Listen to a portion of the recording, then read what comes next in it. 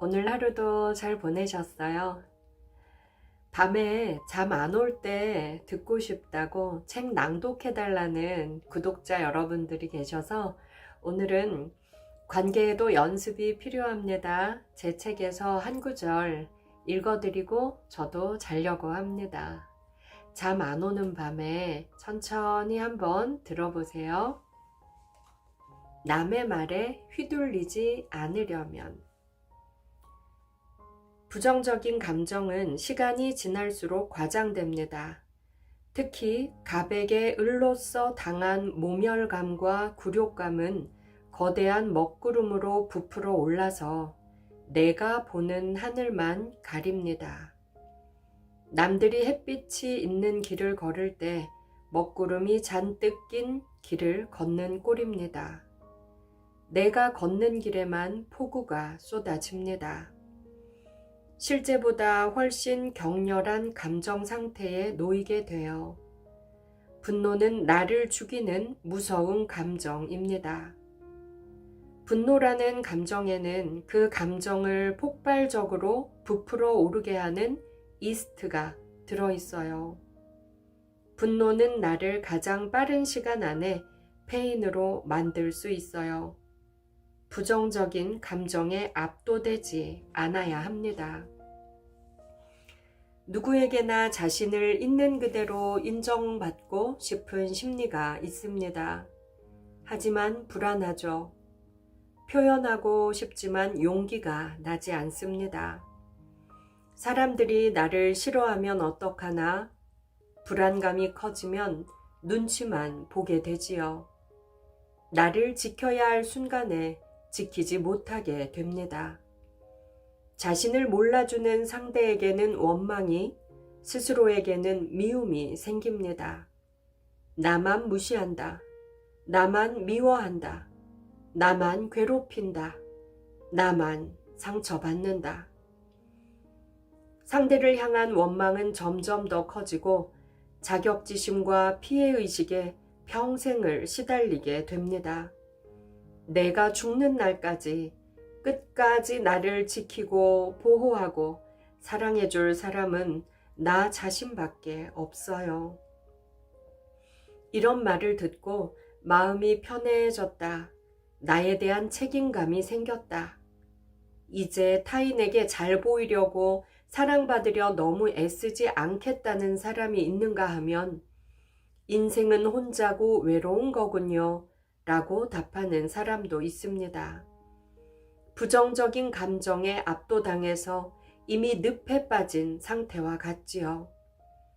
자기 자신은 스스로 챙겨야 합니다. 자기를 잘 챙기는 사람을 보면 이기적이라는 생각이 들어서 불편하다고요? 남에게 피해를 주는 이기심은 문제지만 피해주지 않는 선에서 나를 챙기고 보호하는 것은 반드시 필요합니다.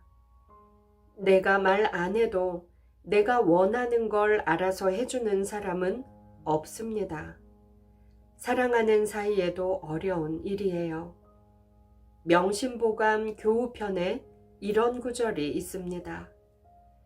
세상에 서로 알고 지내는 사람은 많지만 내 마음을 알아주는 사람은 몇 명이나 되겠는가? 내 마음을 알아주는 사람은 나밖에 없고 변치 않는 마음으로 나를 좋아해 줄 사람도 나밖에 없다는 걸 기억하세요. 타인에게 큰 기대를 가지면 실망만 하게 됩니다. 내가 나의 요구를 들어주고 챙겨줘야 합니다. 굴욕, 수치심, 분노와 같은 부정적인 감정은 누구나 느낍니다.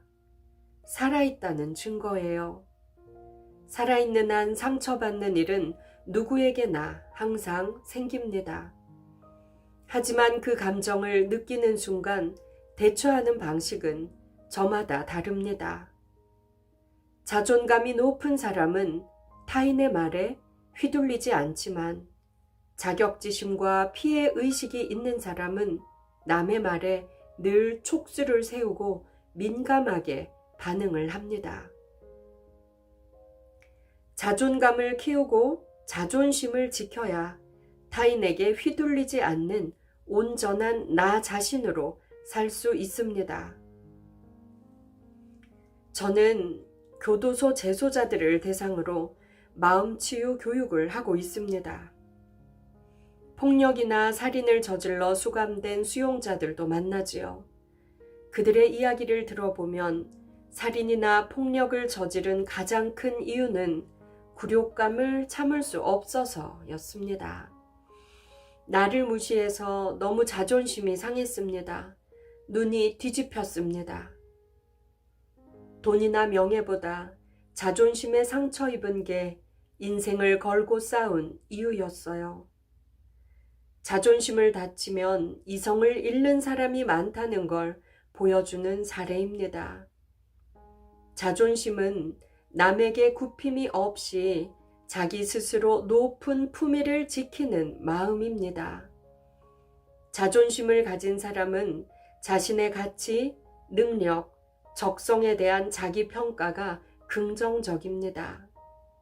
건강한 자존심은 삶의 에너지가 됩니다.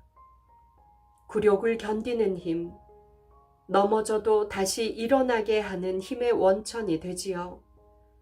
건강한 자존심을 가진 사람이 자존감을 키울 수 있어요. 자존심은 타인의 평가에 영향을 받지만 자존감은 타인의 평가와 상관없이 나 자신을 존중하는 마음입니다. 남이 뭐라 하든 말든 돈과 명예에 관심 없이 내 길을 가는 뚝심을 가진 사람들이 자존감이 높은 사람입니다. 자존심은 정신분석에서 자아와 초자아가 균형을 유지하고 있는 상태를 말하고 자존심이 없어지면 우울증 상태를 보입니다. 자존심이 낮은 사람은 타인의 설득에 쉽게 넘어가고 자기 비하, 열등감에 시달리기도 합니다. 한국인에게의 자존심은 주로 타인과의 관계에서 자기 가치를 손상받았을 때 인식이 됩니다. 자존심을 지키는 것을 목숨처럼 생각하는 사람들도 있지요. 자존심에 상처를 입었을 때 대응하는 방식에도 사람마다 큰 차이가 있습니다. 자존심이 너무 센 사람은 상대에게 폭력, 상해를 가하는 비인격적인 행위를 하거나 그 외에 다양한 방식으로 복수를 하기도 합니다. 반면에 자존심을 건강한 방식으로 지키는 사람도 많습니다. 이런 사람이 자존감도 키울 수 있어요. 그런 맥락에서 동양인에게 자존심은 자존감의 토대가 되어 왔어요. 때문에 자존심을 버리고 자존감을 키워라 라는 말은 동양인의 정서에 딱 들어맞는 말은 아닙니다. 여러분의 자존감은 건강한가요? 그리고 내 자존심 잘 지키고 계십니까? 자존심과 자존감이 어떻게 다른지 그 내용을 여러분들께 읽어드렸습니다. 자존심이 무조건 나쁜 건 아니죠. 남에게 굽힘 없이 자기 스스로 높은 품위를 지키는 마음이 자존심이라는 걸 우리가 안다면 이 자존심을 지키면서 또 나 자신을 존중하는 자아 존중감을 키우는 것 동시에 이루어져야 할 일이 아닐까 그런 생각을 합니다. 타인의 평가 선택적으로 수용하기. 여러분들은 타인의 평가에 어떻게 반응하십니까? 저도 타인들의 평가에 상당히 민감한 사람이었습니다. 그런데 타인의 평가에 민감할수록 내 마음은 수시로 지옥에 빠지게 되지요. 그러면 타인의 평가도 선택적으로 수용할 수 있을까요? 그러려면 어떤 마음이 필요할까요? 건강한 관계는 서로를 존중하는 대등한 관계예요. 그런데 스스로 욕구와 감정을 억누르고 누구를 만나도 상대에게 관계에 권력을 내어주고 휘둘리는 사람들이 있습니다.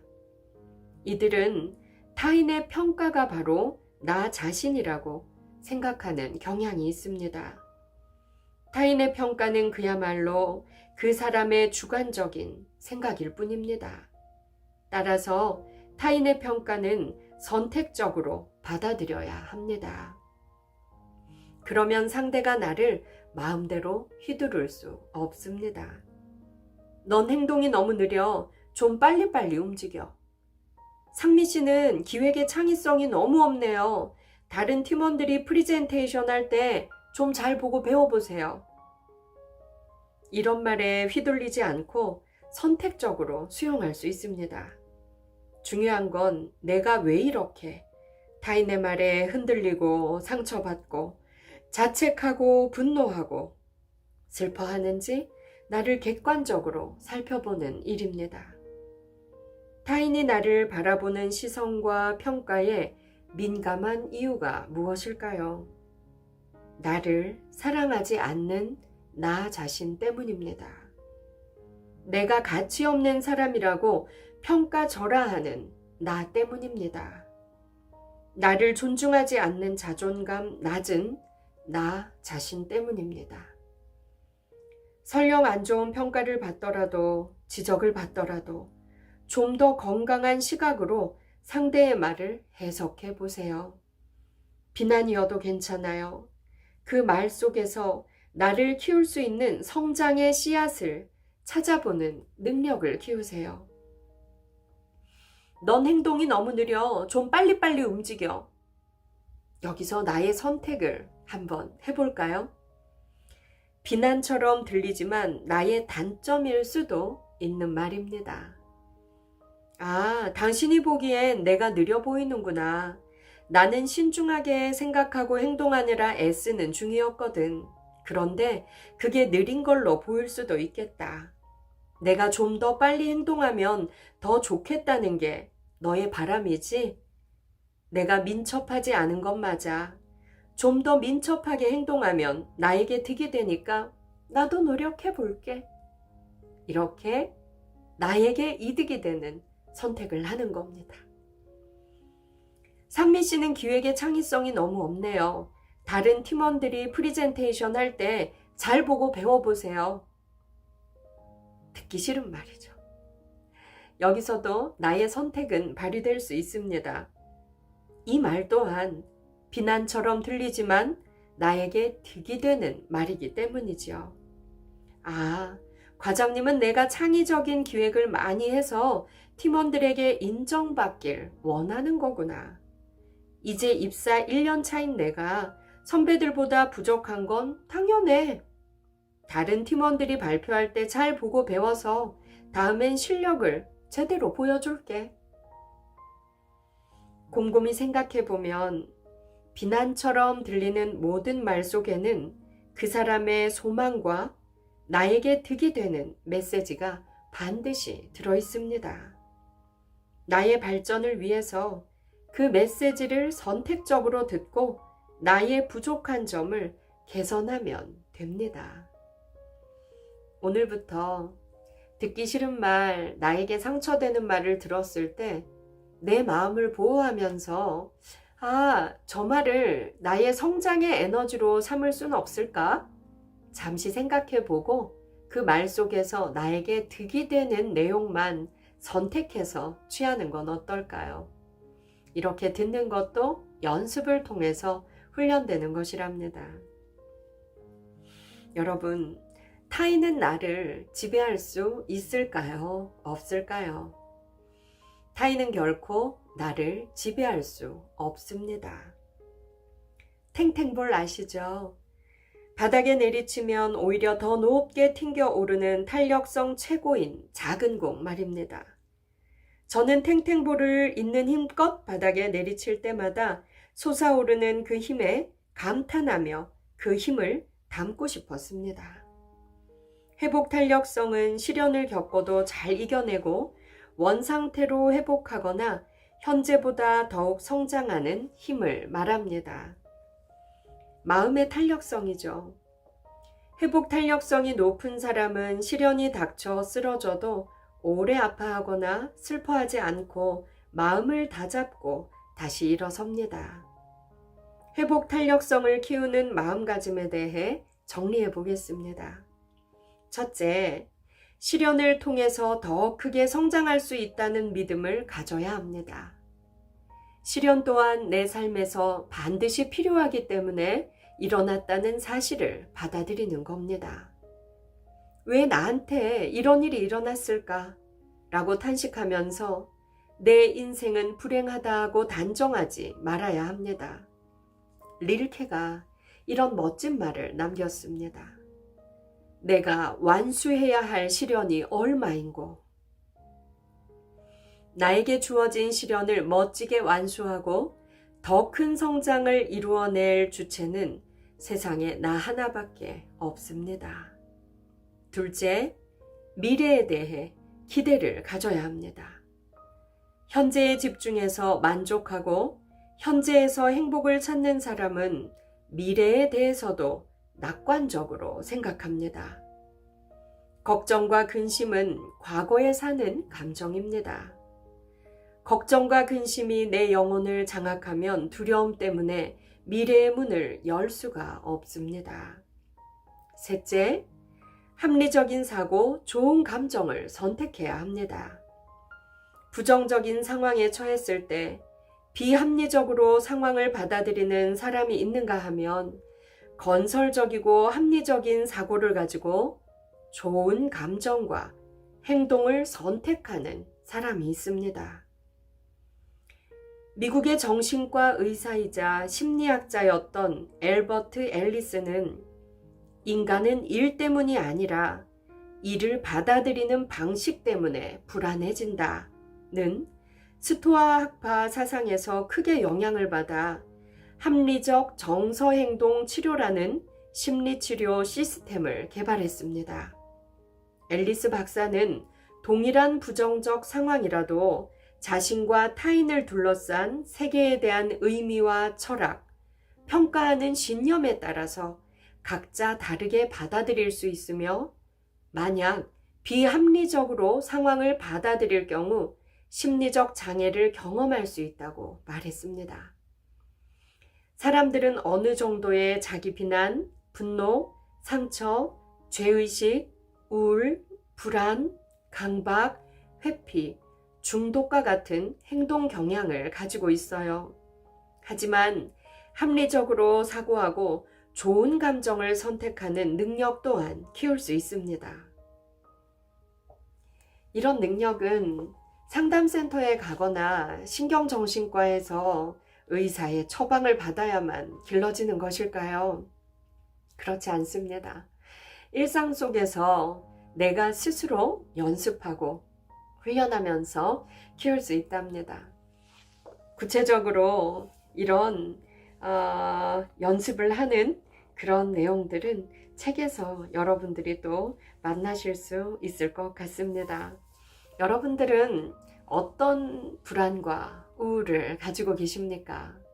하지만 괜찮아요. 우리 모두의 그런 마음이 있고 나뿐만 아니라 다른 사람들도 다 그런 감정을 경험하지만 합리적으로 사고하고 좋은 감정을 선택하는 능력도 기를 수 있다는 것을 알 때 우리는 좀 더 평온한 마음을 가질 수 있고 좀 더 편안한 마음으로 관계를 맺을 수 있습니다. 오늘은 제 책에서 좋은 부분들 제가 골라서 읽어드렸습니다. 잠이 잘 안 오는 밤, 여러분 또 이 책 내용과 함께 제 목소리 들으시고 우리 구독자 여러분들도 오늘 밤에도 편안한 마음으로 좋은 꿈 꾸시기를 바랍니다. 저는 내일 또 올게요.